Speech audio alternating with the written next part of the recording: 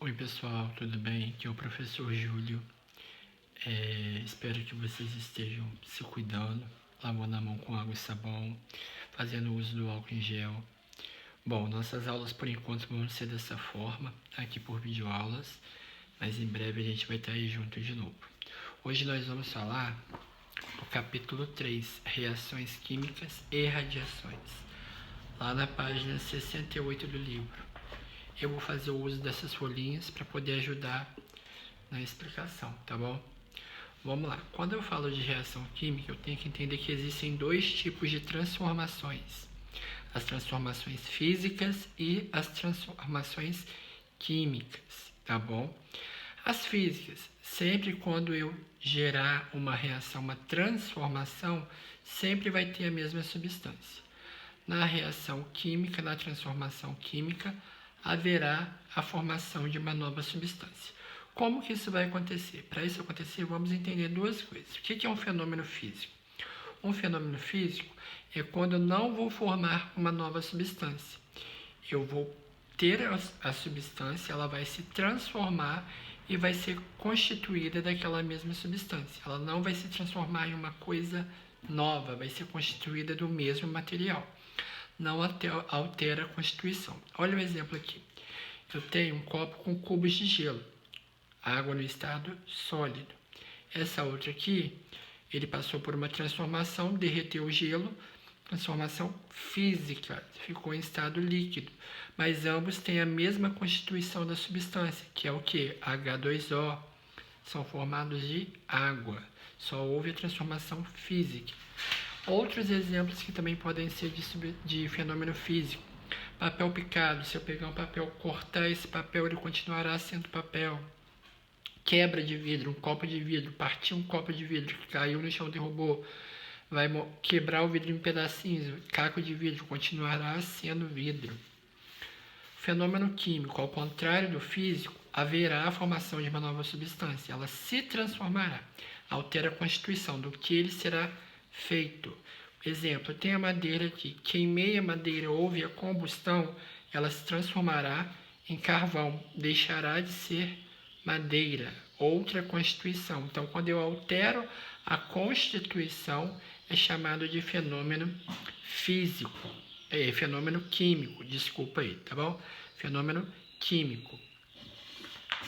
Ainda falando de reação química, eu tenho que entender o que?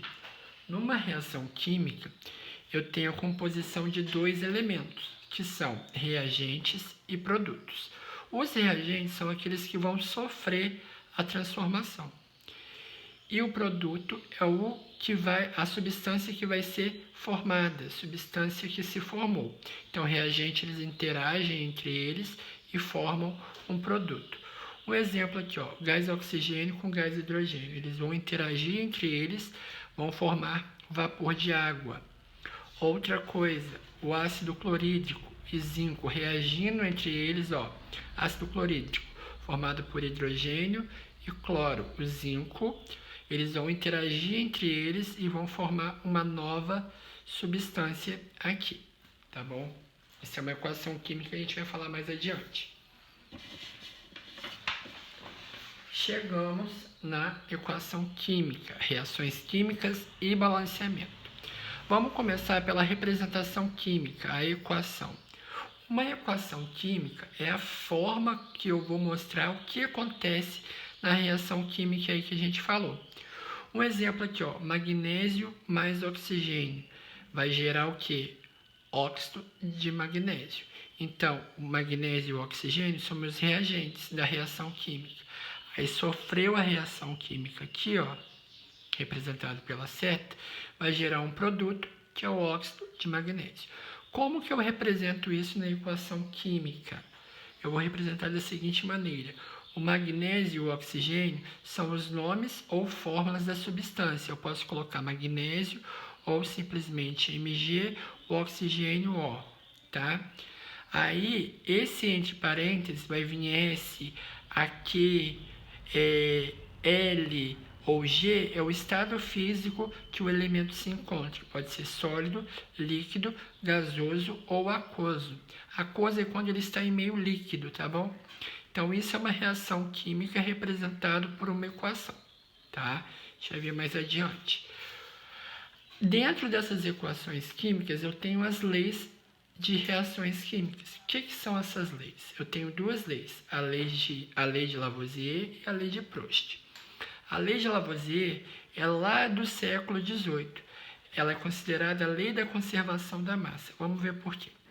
Numa reação química, a soma das massas do reagente é igual à soma dos produtos, ou seja, a massa é conservada em qualquer reação química. Então, como assim? Como isso acontece? Por exemplo, magnésio mais oxigênio, eu tenho uma concentração de massa aqui. Só que essa concentração de massa tem que ser a mesma concentração de massa que eu vou ter no produto final. Massa do reagente tem que ser igual à massa do produto. Isso é o que é a lei de Lavoisier, que ficou até conhecido como uma frase muito famosa: na natureza nada se perde, nada se cria, tudo se transforma. Eu tenho também a outra lei, que é a lei de Proust, que é parecido com a lei de Lavoisier aí, ó. Massa do reagente e massa do produto obedecem sempre à proporção constante, ou seja, sempre vai ter uma mesma proporção independente dos elementos que eu vou utilizar, tá bom? Aí eu vou vir com a equação para poder fazer o balanceamento. O que é esse balanceamento? Eu acabei de falar que tem que ter a mesma quantidade de massa no reagente e no produto. A gente sempre tem que lembrar que o que, ó, equação química de reação, lado esquerdo, reagente, lado direito, produto, tá bom? Sempre assim. Aí, como que eu vou fazer isso? Sempre vai ter que ter a mesma quantidade de reagente e a mesma quantidade de produto.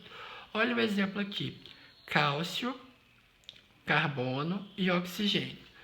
Quantos átomos de cálcio eu tenho aqui? Eu tenho 1, ele está representado pelo laranja aqui.